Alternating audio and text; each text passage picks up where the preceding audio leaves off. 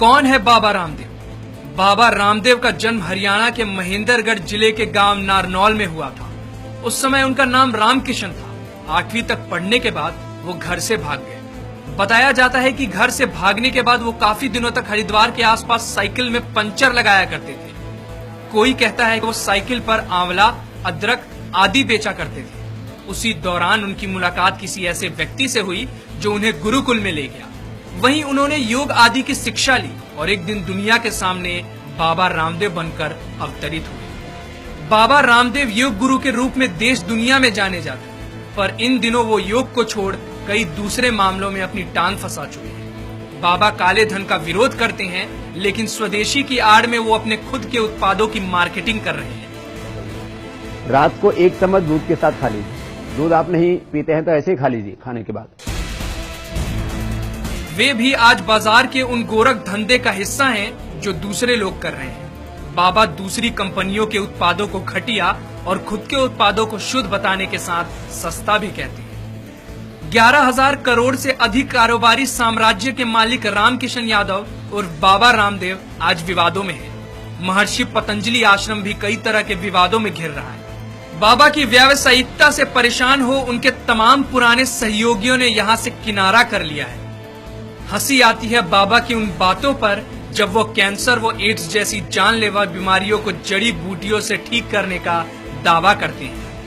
इनके इस झूठे दावे के कारण मेडिकल काउंसिल भी इन्हें कटघरे में खड़ा करने के लिए एकजुट होने लगा था। बाबा खुद काले धन की बात करते हैं, लेकिन ईडी ने कुछ ऐसे लेन देन पकड़े हैं जिनमें उसे घोटाले का अंदेशा है। रिपोर्ट में भी बताया गया है कि बाबा की कई संस्थाएं काले धन में शामिल हैं। इतना ही नहीं, बाबा की कंपनियों के खिलाफ कई मामले दर्ज किए हैं। जानकारी के अनुसार कुल 34 कंपनियों के किसी भी निदेशक मंडल में बाबा रामदेव नहीं है।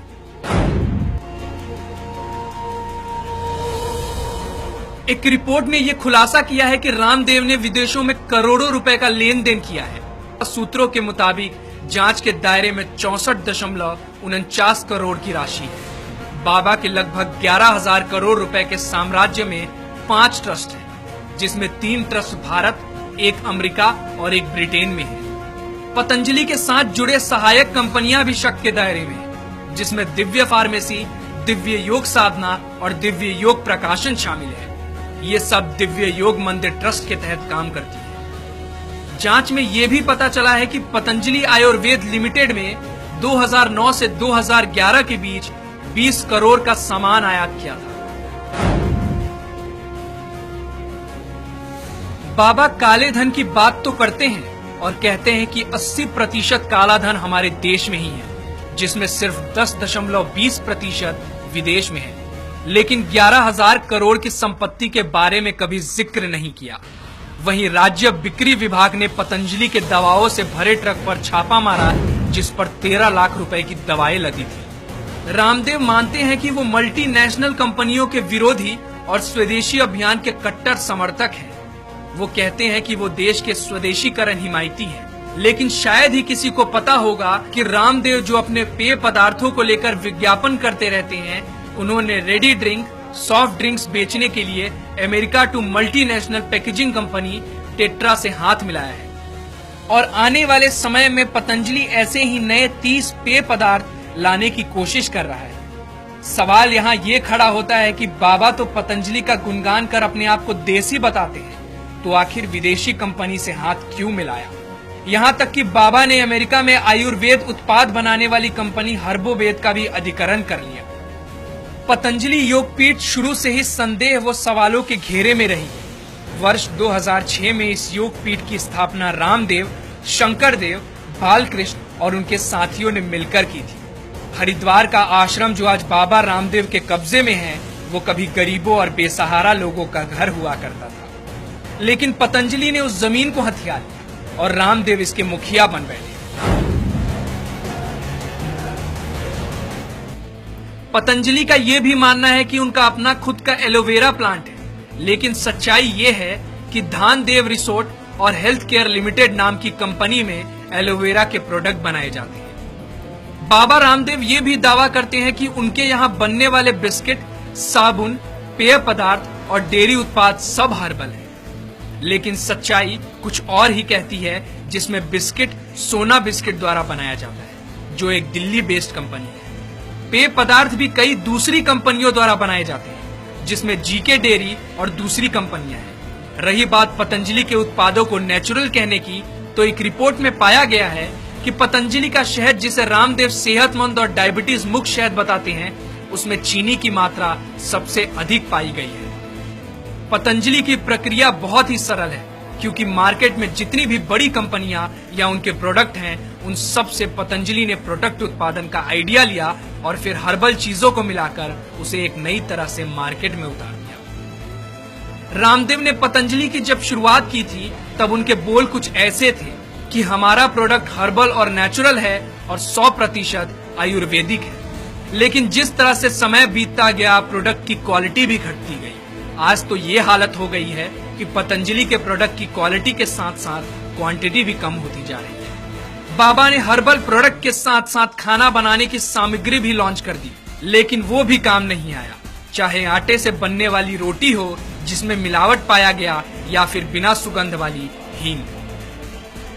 कुछ महीने पहले मैगी में लीड मिलने से सरकार ने मैगी पर पूरी तरीके से प्रतिबंध लगा दिया था, जिसके बाद बाबा ने मार्केट में पतंजलि नूडल्स लॉन्च किया। लोगों ने उसे भी आजमाया, लेकिन उसमें E627 और E631 एनहांसर्स मिले, जो मांस और मछली में पाए जाते हैं। बाबा आजकल अपने विज्ञापनों में ये कहते नजर आ रहे हैं कि पतंजलि अपनाएं, लेकिन उन्हें शायद ये नहीं पता कि ना तो उनका घी शुद्ध है, जो थोड़े दिनों में पीला पड़ जाता है, और ना ही उनका बालों में लगाने वाला शैम्पू, जो बालों को मुलायम होने के बजाय रुखड़ा बना देता है। बाबा ने 11,000 करोड़ का धंधा खोल रखा है, जिसको सफल बनाने में उनके भक्तों का सबसे बड़ा योगदान है। बाबा रामदेव कहते हैं कि उनके पास समलैंगिकता का इलाज है।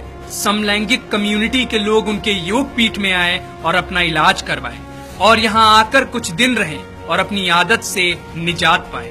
रामदेव कहते हैं कि समलैंगिकता का इलाज वो सत्संग और योग के माध्यम से कर सकते हैं। उनका मानना है कि समलैंगिकता अप्राकृतिक है। वहीं जब इस मामले में पतंजलि के केंद्र में बैठे डॉक्टरों से पूछा गया, तो उनका ये कहना था, ये बीमारी नहीं है, लेकिन हमारे समाज में इसे मान्य नहीं किया जा सकता।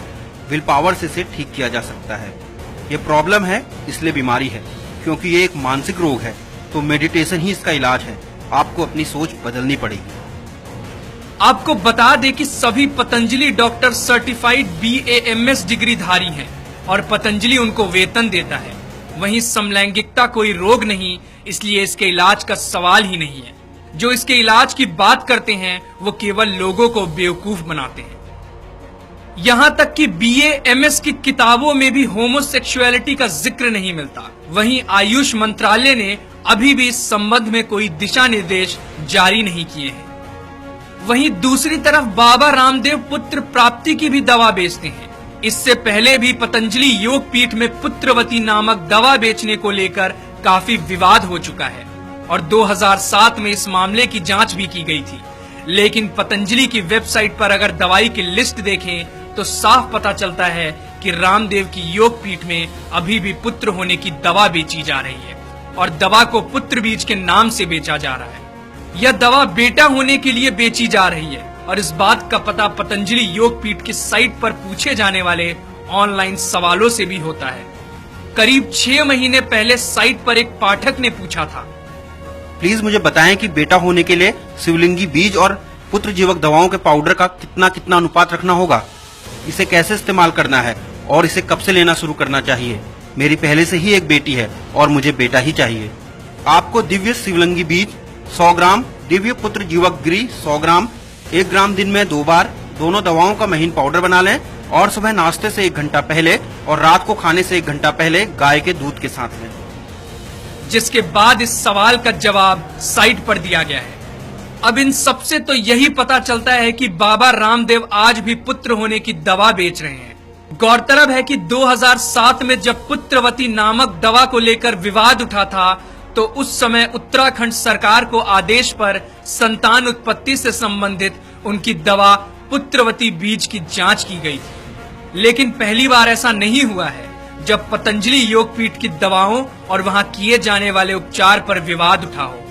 रामदेव पर पहले भी आरोप लग चुके हैं कि वो अपनी विशुद्ध दवाओं से अघोषित सामग्री, मानव और जीव जंतुओं के अंगों का इस्तेमाल करते रहते हैं और वो गैर कानूनी उत्पादन अपनाते हैं। ड्रग्स एवं मैजिक रेमेडीज कानून के तहत लोगों को गुमराह करने के आरोप में उन्हें नोटिस भी जारी किया गया था। योग से सबसे अधिक लाभ होता है, सब तरह का लाभ होता है। रामदेव लोगों को योगा सिखाते हैं और शिविर में योग प्रदर्शन करते हैं, जिसमें एक आदमी के टिकट का दाम है 2500 रुपए, और कहते हैं कि आपको महंगे जिम में जाने की जरूरत नहीं, आप यहाँ आए और योगा सीखें। लेकिन बाबा को ये नहीं पता कि इस देश में अमीरों वाली बीमारी गरीबों को भी होती है। बाबा कहते हैं कि योगा करो और बीमारी भगाओ, लेकिन उन गरीबा क्या, जिनके पास खाने के लिए पैसे नहीं, वो योग शिविर में कहां से बैठेंगे। उन्होंने योग तो सिखाया, लेकिन ये नहीं बताया कि जिनके पास टीवी नहीं, जिनके पास पंडालों में बैठने के लिए पैसे नहीं, वो योग कहां से सीखेंगे और अपनी बीमारी दूर करेंगे। दरअसल देश के लोगों की कमजोरी है कि जो बाबा इश्तिहार और मीडिया के प्रचार के जरिए लोकप्रिय होने लगता है, उसे महान संत या तपस्वी की तरह पूजते वे सिर पर बिठा लेते हैं, और हकीकत जब बड़े पैमाने पर खुलकर सामने आती है तो बजाय सबक लेने के कोई दूसरा बाबा पैदा कर उसे हीरो बना लेते हैं। अपनी मेहनत की कमाई धर्म के नाम पर बाबाओं, उनके उत्पादों और दवाइयों पर जब तक लोग लुटाते रहेंगे, तब तक जरूर लोकतंत्र और संस्कृति खतरे में रहेगी, और धर्म का कारोबारी चेहरा ऐसे ही